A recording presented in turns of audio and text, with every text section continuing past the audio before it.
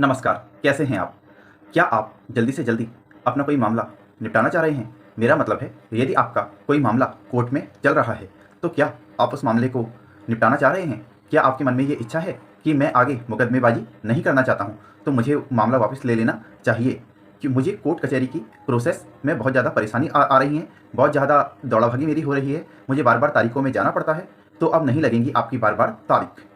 अगर आप चाहते हैं तो आपके मुकदमे पे फैसला हो सकता है जल्दी से जल्दी। यदि आपका मुकदमा इस प्रकृति का है कि आप मुकदमे को वापस ले सकते हैं, तो आपको अब ज़्यादा इंतजार नहीं करना पड़ेगा। आप अपने मन में ये इच्छा बना चुके हैं कि मुझे मुकदमेबाजी नहीं करनी है और मैं अपना मुकदमा वापस ले लूँगा, तो आप हो जाइए तैयार। क्योंकि 13 मई 2023 को, जी हाँ, बिल्कुल सही सुना आपने, 13 मई 2023 महीने के दूसरे शनिवार को राष्ट्रीय लोक अदालत मतलब नेशनल लोक अदालत का आयोजन पूरे भारतवर्ष में किया जा रहा है। तो नेशनल लेवल पे एक लोक अदालत का आयोजन 13 मई 2023 यानी कि सेकंड सैटरडे को किया जा रहा है। उसमें आप अपने मुकदमे को वापस ले सकते हैं। आप सबसे पहले जिस पार्टी के साथ आपकी मुकदमेबाजी चल रही है, दोनों पार्टी आपस में कंसल्ट कर लें, अपनी राय बना लें और उस पर सहमत हो जाएं कि हमें मुकदमा वापस लेना है, और जो भी आपकी टर्म्स एंड कंडीशन है वो आप अपने आपस में ही डिसाइड कर लें।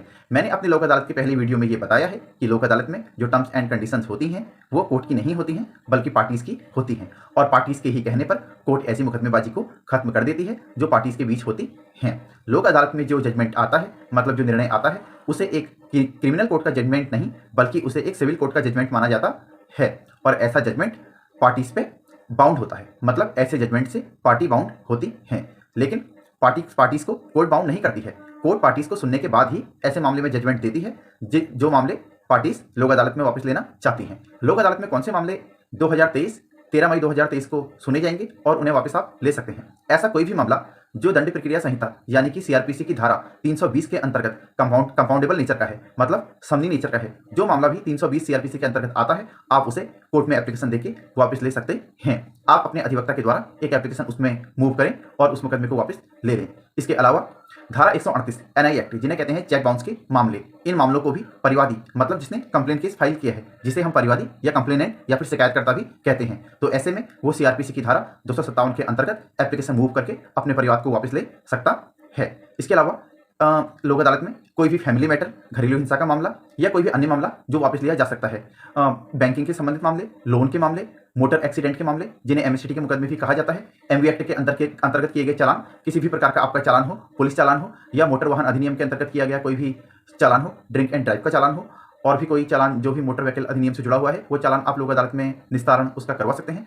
कम से कम राशि में आपका चालान नेशनल लोक अदालत में भुगतान कर दिया जाएगा। इसके अलावा बिजली पानी से संबंधित मुकदमे, पारिवारिक मुकदमे, कोई भी जमीन से जुड़े हुए विवाद, रिकवरी सूट जिसमें पार्टियों के बीच सेटलमेंट हो जाता है, आपकी आपसी रजामंदी सुलह हो जाती है, तो आप ऐसे मामलों को लोक अदालत में मतलब नेशनल लोक अदालत में वापस ले सकते हैं। मैं खुद भी एक एडवोकेट हूँ। मैंने अपने खुद 2 मामले जो धारा 138 एनआई एक्ट के अंतर्गत अभी न्यायालय में लंबित चल रहे हैं और वो मतलब अपने केस की आखिरी स्टेज पे आ चुके हैं, उन मामलों में केवल आर्ग्यूमेंट बाकी है। तो मेरे दोनों मामलों में हमने पार्टीज को समझा के, दोनों पक्षों के अधिवक्ताओं ने उन मामलों में पार्टियों के बीच सुलह कराई और हमने कोर्ट को ये बता दिया है कि हम इन मामलों को वापस ले रहे हैं। 13 मई 2023 को कोर्ट उनमें अपना फैसला सुना देगी और दोनों पार्टीज फ्री हो जाएंगी, क्योंकि पार्टी के बीच सेटलमेंट हो चुका है। इसलिए मैंने उन मामलों के बारे में कोर्ट को बता दिया है, क्योंकि मैं उन दोनों मामलों में कंप्लेनेंट हूँ, तो मामला कंप्लेनेंट को ही हमेशा शिकायतकर्ता को वापस लेना होता है। तो मैंने कोर्ट को बता दिया है कि हमारे बीच राजीनामा हो गया है, समझौता हो गया है दोनों पक्षकारों के बीच, तो हम मुकदमे को वापस लेना चाहते हैं, आगे मुकदमेबाजी नहीं करना चाहते हैं। तो कोर्ट ने हमें इसमें अनुमति दे दी है कि आप इसे वापस ले सकते हैं,